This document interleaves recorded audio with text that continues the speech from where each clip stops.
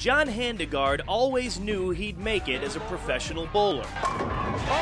But early on, it would have been hard to find too many people who agreed with him. John spent the better part of 3 decades on and off the PBA Tour, never winning, but never giving up hope. My biggest problem was me. You know, when you go out there, you don't know what you don't know. I had no idea how much I did not know when I first went out there. I didn't know enough about bowling balls, different releases, didn't know enough about lane conditioning, didn't know enough about nutrition. I knew what I wanted to do, and I knew what I wanted to be. And even though I failed, when I'd go back home, I'd get to working on it, and I'd keep practicing because I just felt that somehow I was going to figure out a way to make it. While many people may have outbowled John Handegard, nobody outworked John Handegard. His relentless training routine became a thing of legend. In my lifetime, I've covered all sports, and I know that practice makes perfect. John Handegard was the greatest practicer on the senior tour. Only person who practiced more in my lifetime is Don Carter.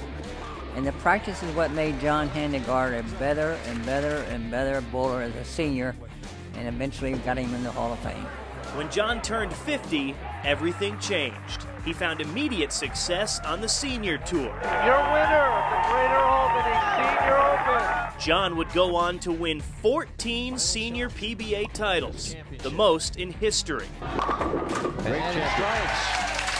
John Handegard finishes with 246. When I got on the senior tour, of course the balls were stronger too. I had a fairly weak release, and so the balls became stronger. And I learned how to create different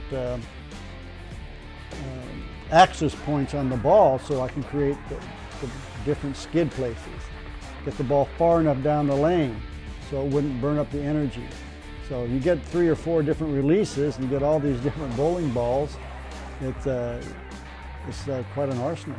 And then one fateful day in 1995, the moment he'd been waiting for his whole life.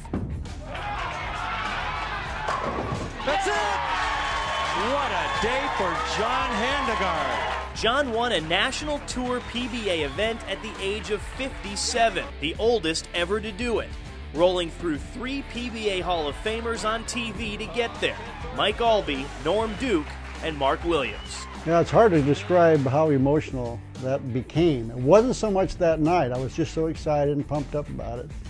But I would watch that show on rare occasions because it would bring tears to my eyes all the time. It's hard to imagine. It's like a golfer winning in his late 40s and a football player toward the end of his career, because the youngsters in bowling, they're stars by the time they're teenagers, and here he is 3 decades after that, and he's winning a national title against not only the up-and-coming guys, but the established stars for many decades.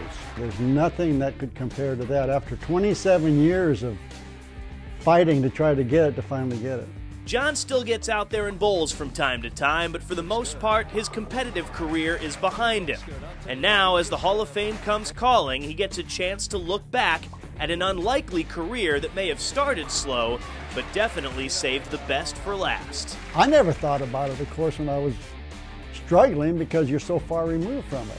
And now to think that what has happened, it's the most unbelievable thing in the world. Now that I'm somewhat past my bowling career, where I'm not really playing much anymore, the little things that happened back then are so much more meaningful today than they were when they actually happened. So I am enjoying the memories.